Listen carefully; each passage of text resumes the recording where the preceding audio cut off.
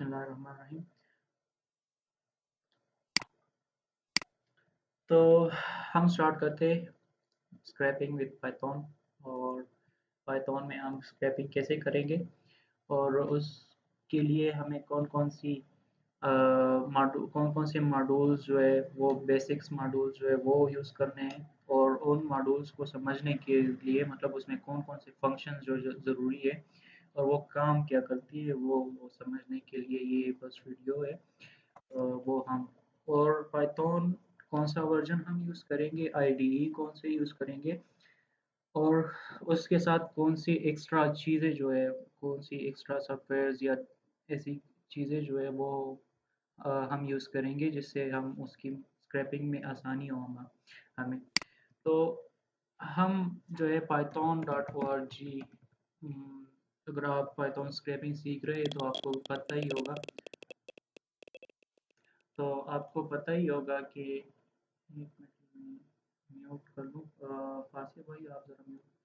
अच्छा जी, तो आपको पता ही होगा कि Python dot O R G से आपने डाउनलोड करना है। अगर आपके पास ओल्ड पाइथन हो 2.7 हो या 3.6 हो या 3.7 में आप ज़्यादातर जो कोड मैं करूँगा वो 3.7 में एग्जीक्यूट हो जाएगा, लेकिन मुश्किल है कि आपका 3.6 में एग्जीक्यूट हो, क्योंकि ऐसी कीवर्ड्स होते हैं, ऐसी फीचर्स होते हैं जो 3.6 में एग्जीक्यूटेबल नहीं है बल्कि 3.7 से आगे है। आजकल 3.10 वर्जन चल रहा है हमारा, जो रिसेंटली 2-3 महीने पहले अनाउंस हुआ है, वो है 3.10 वर्जन। जी सही है, 3.10 वर्जन अगर आपने इंस्टॉल किया हुआ है तो सही है। 3.10 वर्जन भी है। 3.10 में ये एग्जीक्यूट हो जाएगा, उसमें कोई मसला नहीं। पाइथन जो है बैकवर्ड कंपेटेबल है। बैकवर्ड कंपेटेबल मतलब ये है कि आपकी जो अगर एग्जीक्यूशन वर्जन न्यू आ जाए पाइथन का, फॉर एग्जांपल अभी 3.10 चल रहा है, अगर आप इसमें 3.6 वाला भी एग्जीक्यूट करें तो एग्जीक्यूट हो जाता है। 3.6 में भी आपने जो कोड लिखे हुए और अगर आप 3.10 में एग्जीक्यूट करना चाहें तो वो एग्जीक्यूट हो जाएंगे। बहरहाल उसमें ये डिप्रिकेशन होती है। डिप्रिकेशन ये होती है कि फॉर एग्जांपल कोई मॉड्यूल है, उसमें कोई फंक्शन है और वो 3.7 में है, लेकिन 3.6 3.8 में वो एरर दे रहा है कि ये डिप्रिकेट हो गए। तो डिप्रिकेट का मतलब ये है कि वो अगले नेक्स्ट वर्जन जो आएगा, नेक्स्ट मतलब इसके नेक्स्ट या उसके नेक्स्ट वर्जन जो आएगा, तो उसमें वो फंक्शन जो है वो बिल्कुल रिमूव हो जाएगा। तो कुछ ऐसे फंक्शंस होते हैं जो कि रिमूव हो जाते हैं, लेकिन बेसिक्स कमांड्स जो होते हैं, वो बेसिक्स सिंटैक्स जो होता है वो एग्जीक्यूट होता है, वो न्यू में भी एग्जीक्यूट होता है। अगर आप पुराने कोड को 3.4 3.6 के कोड को उठा के 3.10 में या आगे कोई और वर्जन आ जाए उसमें एग्जीक्यूट करना चाहे तो वो एग्जीक्यूट हो जाएगी। अभी जो वर्जन चल रहा है वो 3.10 है। मेरे पास 3.9 इंस्टॉल है, 3.7 इंस्टॉल है और 3.7 है, 3.9 है और 2.7 जो है। कुछ ना कुछ कोड के लिए हम 2.7 भी यूज़ करते हैं। मतलब कुछ कोड्स ऐसे पुराने कोड्स होते हैं जिसके टेस्टिंग के लिए सिर्फ, ज़रूरी नहीं है कि उसमें कोड करने के लिए, सिर्फ टेस्टिंग के लिए उसकी एग्जीक्यूशन देखने के लिए मैं 2.7 ही देखता हूँ। तो आपके पास अगर मुख्तलिफ वर्जन आपने इंस्टॉल किए हो तो आपके पास ये ज़्यादा चीज़ें इंस्टॉल करने से ये आ जाता है फिर। अच्छा जी, मेरे पास 3.7 भी है, 3.9.7 भी है और मेरा डिफ़ॉल्ट जो पाइथन का वर्ज़न है वो 3.9.7 है। इसमें हम कोड करेंगे, अब जो मैं कोड करूँगा वो आपके 3.10 जो आजकल चल रहा है उसमें भी एग्जीक्यूट हो जाएगा। मेरे पास 3.7 भी है, 3.7.9 और 2.7 भी है।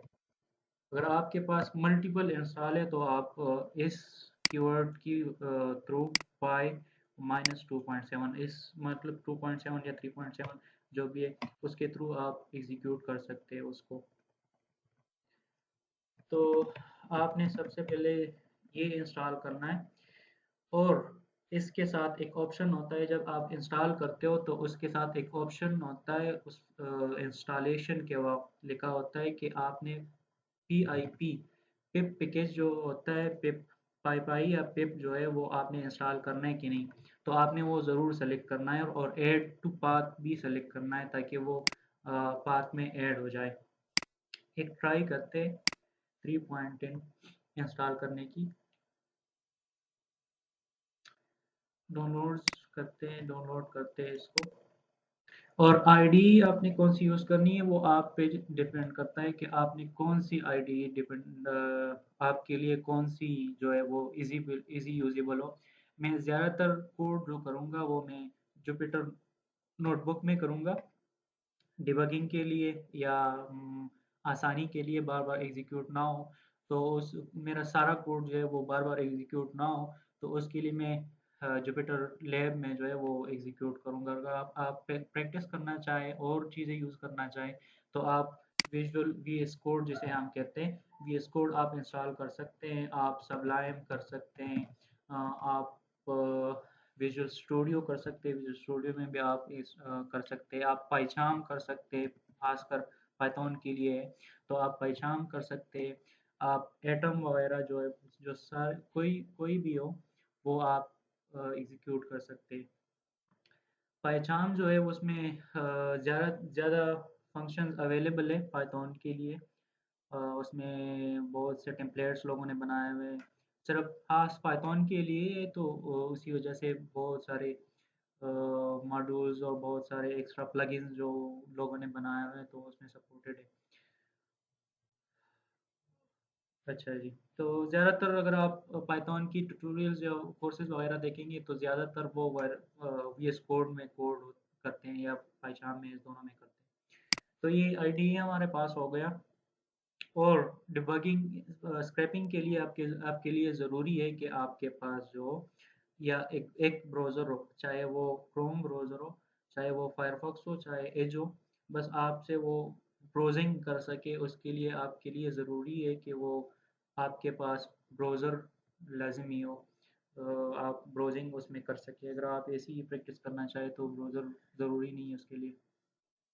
कोई भी ब्राउज़र आप डाउनलोड कर लें उसके वो काफ़ी है।